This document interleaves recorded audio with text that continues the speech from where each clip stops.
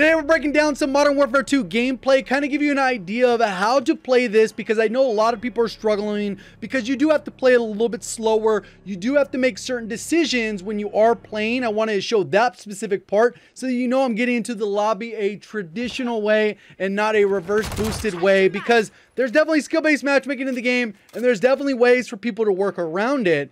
And there's a lot of different things with this game that have changed, and a lot of things that have kind of stayed the same. Overall, the map designs have been pretty good, but one of the things you will struggle with is a pretty fast TTK.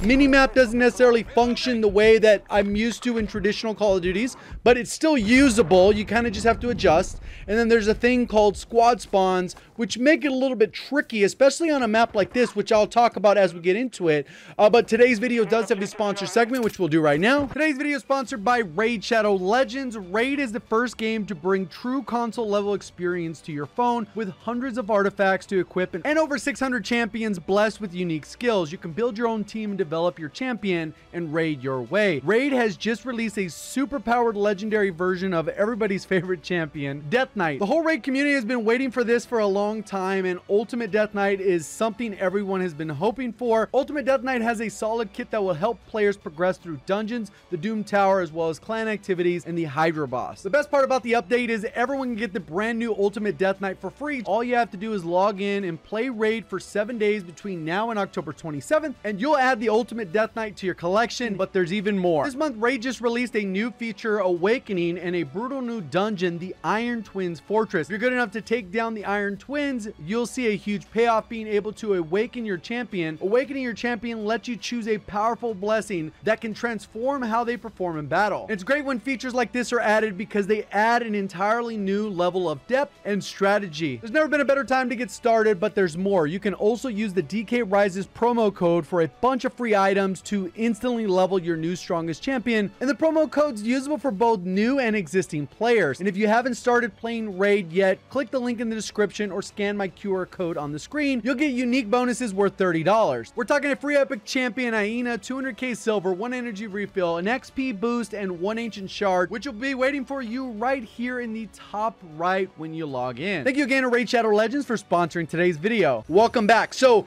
pretty much what you do in most Call of Duties is, if you're my quote-unquote playstyle, which is more of a flanker, normally you kind of stick around the outskirts of the map.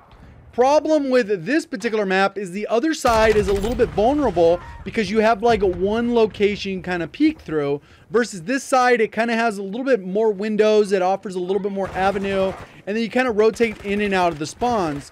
Unfortunately, the spawns don't work where one side owns one side of the map and the other side owns the other. It just doesn't work that way, right? So that's going to be one death. I die a total of 3 times in the gameplay, and I get over 30 kills. We'll kind of see how that plays out. So one thing I will point out here is there's a heavy anchor spawn to this left side of the mini map, to the left side of my character. If I went down that left flank on my way to C, that area is a heavy spawn, and then so is the back of A. And IW is really strict on kind of how they want to design power positions. So there's areas of the map that are going to be specifically way more powerful, almost overpowered, for lack of better phrasing. And those will be the most powerful spots that allow you to get easy kills, but super replicatable. So like, there's a lot of things that I do in here that I might have good accuracy or whatever, but in terms of skill, you can replicate what I'm doing because there's not a lot of skill involved in what I'm doing, because I'm playing to the strengths of the game, whether that's min-maxing how you move, how you position, all those types of things. I threw the shock charge because I see these guys on the mini-map, and that'll hopefully blast through, maybe do a little bit of damage. Boom, I don't get a hit marker. They are there, but maybe they didn't get hit by it. And then there's a lot of pre-aiming, because the length of time it takes for you to actually aim down sight takes a little bit too long, and that'll put you in a bad position. So I came out, I kind of centering on this area here and over here if I need to adjust.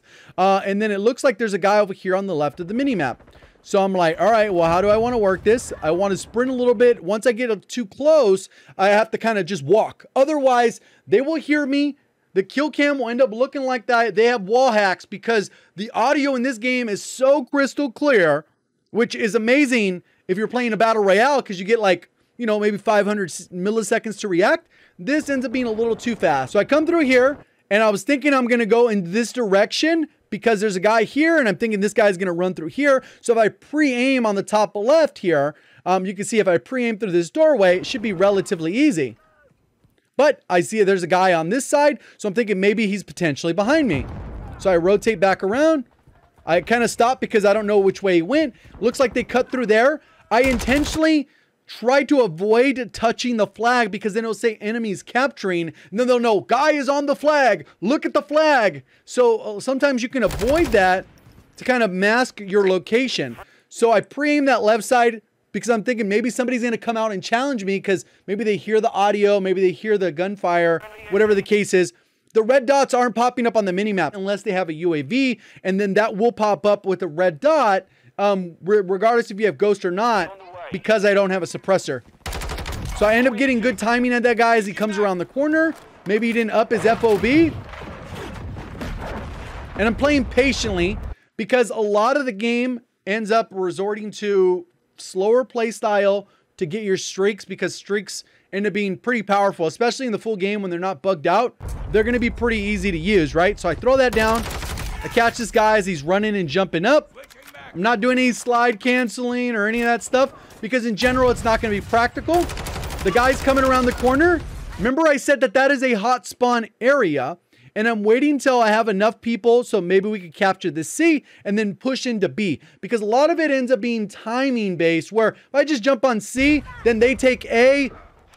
You know what I mean? That's kind of how that part works, right? So I can see that there's a couple here, and they're either going to run out to right in front of me, or they're going to run out through the front side to cross the street by the bus over there. And that's kind of how you got to guess behaviors of your enemies. There's a guy watching this doorway, so maybe they see that guy and then they decide to flank around. And then there's a guy watching this side, so I'm fairly clear with where my teammates are, and maybe we get a couple kills. We can go ahead and jump on C. Guy doesn't have a chance to react. You can see that my teammate's fighting another guy. He ended up clearing him out. I can see that there is a guy coming around. I'm not sure where they went because there's long delays between these UAVs. I think that's an intentional change as well. I feel like it used to be a little bit better, and even Modern Warfare, I felt like it was smoother, but it's not something I've tested, just based off feel. So see, we have A and B. They should mainly be spawning in this back C or on this side here. I'm waiting for audio. That's kind of what you have to do in this game. Wait for audio cues. I know that there's people. There's somebody fighting. I'm waiting. Playing my life. A lot of people are going to be like, oh, you're camping. Oh, I've moved from location to location. I'm not just going to run out blindly and die 27 times. I don't have fun dying 27 times. If you do, and you don't mind, more power to you. You'll probably get 70 kills a match, but you'll get 30 deaths. So for me, dying 30 times is not necessarily fun. So there's a guy above me. He just killed somebody. I jump around a little bit more aggressively as he's jumping through. Maybe I catch him reloading or something like that, because you cannot reload cancel. I throw a stun. Good timing. It ends up helping out the teammate as the guy comes across. And again, they're funneling through here. And I'm going to be able to get easy kills as they come across because they have to come around the corner unless they're aimed down sight. Even if they're aimed down sight, it's going to be a slow crawl. I put up the counter. We ended up getting C. We're about to get A, or they're about to get A because it flipped. There's a guy below. I can hear the footsteps. He comes up, lands a shot on me. There's a guy down low. You can see he's working around my teammate. My teammate ends up getting the kill. I hear a UAV. There's another guy coming from this left side. I'm thinking, hey, they're going to do the same play, but they know I'm in this building. No, never mind. That comes up a little bit later. So now I got Ghost. End up getting the easy kill. Low skill, low effort. And you're going to see I have a decent amount of kills for the lobby, KD-wise, everything, right? You don't have to go for a lot of kills to get a lot of kills. You just go on your streaks, and you'll end up with more kills. I had more games with higher kills, but maybe I had like 5 or 6 deaths that I didn't necessarily focus on. But a lot of pre-aiming. And this is not how I would normally play Call of Duty, but this version of Call of Duty encourages me to play a little bit more like this. So that's what I do. I just follow the meta, whether that's the most fun or whatever. That's kind of the meta to play the game. I could run around with like a chicken with my head cut off. That'd be easy. But again, like I said, you just end up dying way too many times. So a teammate died. I'm seeing if I can get an angle there. Okay, my teammate's on that side. We're gonna get a death here. I should be able to catch one. I don't know where he went. Teammate spawned on me. You can see they're gonna be coming around the corner. I end up getting the kill there. For some reason the nameplates are kind of awkward. I need one more kill, so obviously when you're one off, you gotta play your life super heavy and camp hard as you possibly can. So I'm pre-aiming. Guy comes through, easiest kill of my life. So I got a chopper gunner now. You can't loop streaks, so there's no point in staying alive after you've gotten a set of streaks, really. You might as well blow yourself up so you can start working towards your next set of streaks. You can see that there's two over here to the right. I peek it, nobody's there because my teammates fought them. And then I go and decide to try and hide in this bush. Unfortunately, I still end up getting killed. And this one, I'm like, all right, cool. We got the triple cap. We are losing A. I end up getting shot there. Luckily, that guy probably didn't have enough ammo or something. You can see my thing is moving right there. That enemy got killed. The enemy killed my teammate. I throw a stun. They should be spawning mostly in that back corner. And then pretty soon, they're going to be spawning on the opposite. So the goal here is for me to like just own this B building because then we'll more than likely win. If I'm lucky enough to get streaks again, we'll be good. I kind of cut off the angle, reserved my ammo. I got enough just to get the kill. Back off. And we're already on another like 6 streak or something like that. I'm listening. My teammates are coming through. They got those kills there. Got to work towards C.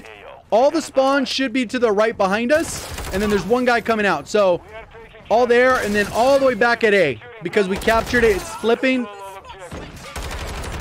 Just pre-aim the hot spots. There's still more people coming in. I end up getting a triple. Almost an effortless triple. Because now they got to get desperate. Where they're going to just be pushing stupid. And that's okay. I come around. I only need 1 or 2 kills. Then there's a guy behind me. He spawned back there, I believe. He spawned in that back corner and did his thing. I got another one. We get those, and this allows me to keep them off the objective. Pretty straightforward, but look at the deaths of these players. Everyone is dying an insane amount.